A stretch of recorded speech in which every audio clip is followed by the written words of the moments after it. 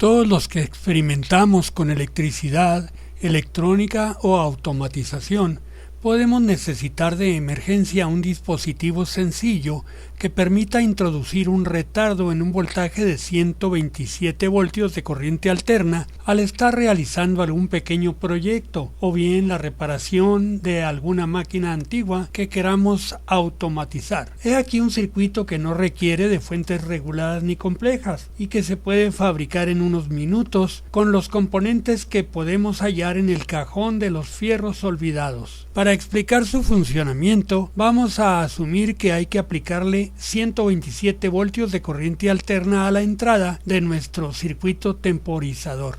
Después de un intervalo ajustable, se dispara un relevador que introduce el retardo deseado en la circuitería de nuestro proyecto.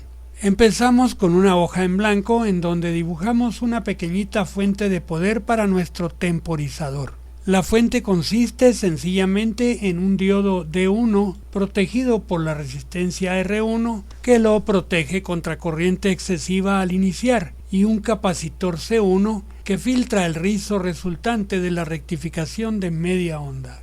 Cuando aparece el voltaje de 127 voltios alternos en la entrada, casi instantáneamente se carga el capacitor C1 al voltaje de pico de casi 180 voltios. Con eso tenemos nuestra fuente de poder funcionando. Ahora, la resistencia variable R2, el potenciómetro, deja pasar una pequeña corriente que carga al capacitor C2 con relativa lentitud.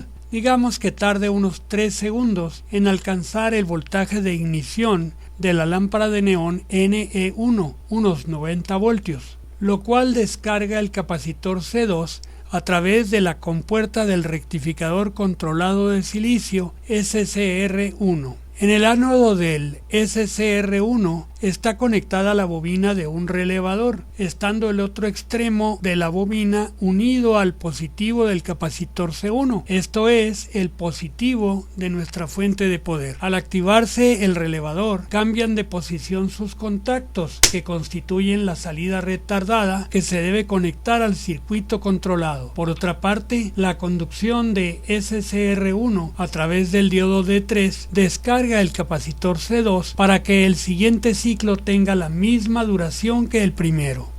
Si en ese momento se retiran los 127 voltios de la entrada del temporizador, la carga del capacitor C1 mantiene el relevador activado durante un pequeño intervalo que también puede utilizarse en las necesidades del proyecto.